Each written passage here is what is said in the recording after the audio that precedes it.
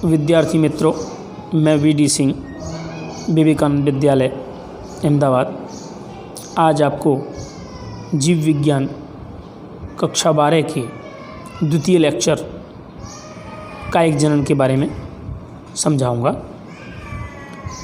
कायिक जनन अर्थात पादप जनन यानी कि पौधों में अलैंगिक जनन को कायिक जनन कहते हैं।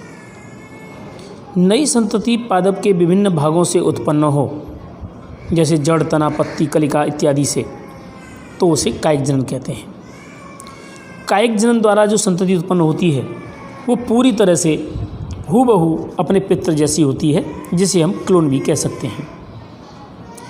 कायिक जनन के दो प्रकार हैं, एक प्राकृतिक और दूसरा कृत्रिम। प्राकृतिक मतलब वनस्पतियाँ अपने आप नए पौधे बनाती रहें, उनके भूमिगत भागों से या वायवीय भागों से, तब उसे प्राकृतिक कायिक प्रजनन कहते हैं। कृत्रिम में यदि किसी वनस्पति का कोई भाग, शाखा, मूल इत्यादि को काटकर निश्चित प्रकार से उसे ट्रीट करके नया पौधा उगाया जाए तो उसे कृत्रिम पद्धति कहते हैं। यहाँ पर हम देखें तो जड़ द्वारा प्राकृतिक प्रजनन शकरकंद और एस्परगस में होता है। इसकी मूल अगर शकरकंद की खेती में से ज़मीन में कोई एक शकरकंद दबी रह जाए तो उसमें से नया पौधा अपने आप बन जाता है। इसी प्रकार से एस्परगस में। दूसरा एग्जाम्पल है यहाँ तने द्वारा अलैंगिक प्रजनन यानी कि कायिक प्रजनन के प्रकार देखें तो भूमिगत, अर्धवायवीय और वायवीय, ऐसे तीन प्रकार के अलग अलग। तो तने द्वारा भूमिगत भाग की बात करें तो तने का भूमिगत भाग आलू, अदरक, अरबी, जमीकंद इत्यादि में तना खुराक संग्रह कर कंद, प्रकंद, घनकंद आदि बनाता है। इसी तरह से भूमिगत पर्ण भी होते हैं, जैसे प्याज वगैरह में, जिसकी चर्चा आगे करेंगे। अगर यहाँ बात करें अर्धवायवीय तना, तो अर्धवायवीय तना ऊपरी भूस्तरी मतलब भूमि के ऊपर, ये भूमि का इस तरह है, इसके ऊपर यहाँ पर रनर के रूप में घास चलती जाती है, यहाँ से बीच में से कट कर दें तो नया पौधा बन जाता है। उसी प्रकार अंतर्भूस्तरी पुदीना में, जो ज़मीन के अंदर इसका तना गति करता है और नए पौधे बनाता जाता है। भूस्तरी में स्ट्रॉबेरी आता है, उसमें भी इसी तरह से होता है। भूस्तारिका पानी में रहने वाली वनस्पतियाँ, जलकुंभी यानी आइकोरनिया में, ये एग्जाम्पल उसका है। यहाँ पर ये स्पॉन्जी लीव्स होती हैं, ये स्पॉन्जी लीव्स पानी में तैरती रहती हैं। इनके तने आगे बढ़ कर के नई वनस्पति बना लेते हैं, कट ऑफ कर देंगे, नया पौधा बन जाएगा। इसी प्रकार से वायवीय तने में गन्ने में उसके ज़मीन के भाग में गन्ने के टुकड़े को लगा दें तो यहाँ से रूट निकलेंगे और यहाँ से कलिका निकलेगी, नया पौधा बन जाएगा। इसी प्रकार से पर्ण द्वारा की बात करें तो पर्ण द्वारा में भी इसी प्रकार से ब्रायोफिल्म, पत्थर चट्टा में, ये ब्रायोफिल्म का पर्ण है, मोटा मासल होता है। जब ये वनस्पति से गिर जाता है टूटकर, तब इसमें से कलिका निकलती है और नए पौधे का निर्माण करती हैं। प्रकलिका द्वारा बात करें तो प्रकलिका द्वारा अगेव रामबाण में कलिका खुराक संग्रह कर फूलकर मासल बन जाती है, जिसे प्रकलिका कहते हैं। हिंदी नाम केतकी है इसका।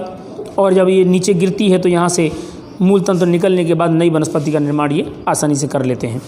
दूसरा एग्जाम्पल है डायोस्कोरिया, कनक, जिसकी के शाखा में से पर्ण की कक्ष में से यहाँ बॉल जैसी रचना बन जाती है कलिका की।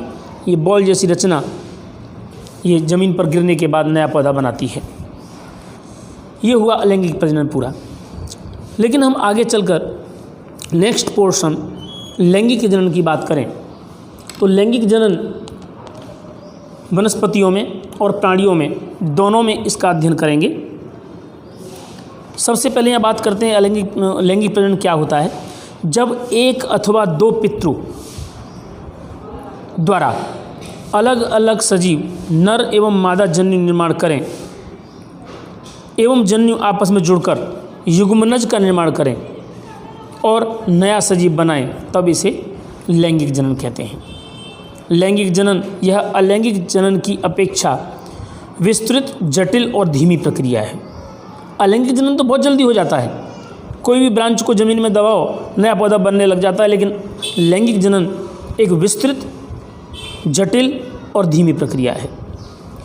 उत्पन्न संतति प्रत्य से आनुवंशिकता है समान नहीं होती। वहाँ हमने देखा था अलैंगिक प्रजनन में समान होती है, यहाँ पर समान नहीं होती। क्यों? क्योंकि दो सजीवों का समन्वय होता है यहाँ पर, और जब दो सजीवों का समन्वय होगा तो दोनों के करैक्टर्स आधे आधे जुड़ जाएंगे, समान नहीं होगा। लैंगिक जनन की अवस्था की बात करें तो इसकी अलग अलग अवस्थाएं हैं, जैसे कि किशोरावस्था, कायिक अवस्था। सजीव अपने जीवन में वृद्धि की एक निश्चित अवस्था एवं परिपक्वता तक पहुंचते हैं, और उससे पहले की अवस्था किशोरावस्था कहलाती है। जब वो परिपक्व हों उससे पहले तक का पूरा जीवन काल किशोरावस्था कहलाता है। वनस्पति में इसे कायिक प्रावस्था भी कहते हैं। प्राणियों में किशोरावस्था और वनस्पतियों में कायिक प्रावस्था कहा जाता है। दूसरी बात करें, सजीव किशोरावस्था पूर्ण होने पर लैंगिक जनन कर सकते हैं। किशोरावस्था पूर्ण होगी तो सीधे जनन अवस्था आ जाएगी, जिसे लैंगिक जनन कर सकते हैं। सभी सजीवों में यह अवस्था समान समय काल वाली नहीं होती, अलग अलग समय काल होता है, अर्थात किशोरावस्था का समय काल अलग अलग होता है। कुछ सजीव जीवन में एक ही बार प्रजनन करते हैं, और कुछ सजीव समग्र जीवन काल के दरमियान कई बार प्रजनन कर सकते हैं। यदि कोई वनस्पति एक से अधिक बार पुष्पन करती है तो दूसरी बार पुष्पन से पहले भी परिपक्व कहलाएगी, अर्थात पहली बार पुष्पन से पहले के समय को ही किशोरावस्था कहते हैं, और उसकी बाद की प्रत्येक वर्ष की अवस्थाओं को हम परिपक्व अवस्था कहते हैं। गेहूँ, धान, बाँस जीवन में एक बार पुष्पन करते हैं, जबकि आम, नारियल में कई बार पुष्पन होता है। कुछ पौधों में पुष्पन मौसमी होता है, यानी अलग अलग मौसम में अलग अलग पुष्पन होते हैं, अर्थात निश्चित मौसम में प्रत्येक वर्ष पुष्पन करते हैं, जैसे आम, सेब और बहुत सारी वनस्पति, नीम, पीपल, जामुन, बरगद, सारी वनस्पतियाँ प्रत्येक वर्ष फ्लावरिंग करती हैं और उसके बाद में फ्रूटिंग करती हैं, और फिर नेक्स्ट ईयर उन्हीं दिनों में दोबारा से फ्लावरिंग करती हैं। कुछ उदाहरण यहाँ दिए गए हैं, जैसे स्ट्रोबलेंथस एक बहुत ही इम्पोर्टेंट एग्जाम्पल है। कुंजियाना नीला कोरन जिसे कहते हैं, 12 वर्ष में एक बार पुष्पन करता है। इस पादप ने सितंबर-अक्टूबर 2006 में असंख्य पुष्प पैदा किए, जिससे केरल, कर्नाटक और तमिलनाडु के पहाड़ी क्षेत्रों में सड़क के किनारे पुष्पों का कालीन सा बिछा दिखाई पड़ा था। अब वो दोबारा से 12 वर्ष बाद पुष्पन करेंगे। इस प्रकार की पद्धति उनमें पाई जाती है। प्राणियों में भी ऐसा ही होता है। प्राणी भी अलग अलग होते हैं। कुछ प्राणी वर्ष में कई बार अंडे और बच्चे दे सकते हैं, कुछ प्राणी एक वर्ष में एक बार, कुछ प्राणी 6 वर्ष बाद, जैसे हाथी 6 वर्ष बाद बच्चे देता है।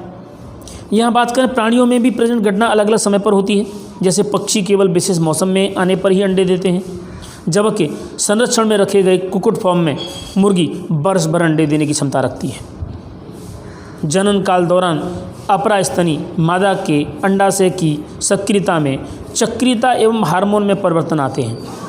नॉन प्राइमेट्स गाय, भेड़, चूहा, हिरन, कुत्ता, चीता में इस चक्र को मध्य चक्र कहा जाता है, जबकि प्राइमेट्स में होने वाले जनन चक्र को ऋतु चक्र कहते हैं, मेंस्ट्रुअल साइकिल कहते हैं, जैसे मनुष्य और बंदर। लैंगिक जनन की घटनाएं जो होती हैं वो अलग अलग हैं। इन घटनाओं के बारे में अगले लेक्चर में हम चर्चा करेंगे। यहाँ थोड़ा सा इसके बारे में शॉर्ट में आपको नॉलेज दे देते हैं। लैंगिक जनन के दौरान होने वाली घटनाओं को 3 भागों में बांटा गया है: निषेचन पूर्व घटनाएं, निषेचन घटनाएं और निषेचन पश्चात घटनाएं, जो अगले लेक्चर में हम इसको चर्चा करेंगे, क्योंकि इसके सभी पार्ट्स हैं एक साथ कंबाइन करके लेंगे। Okay, thank you.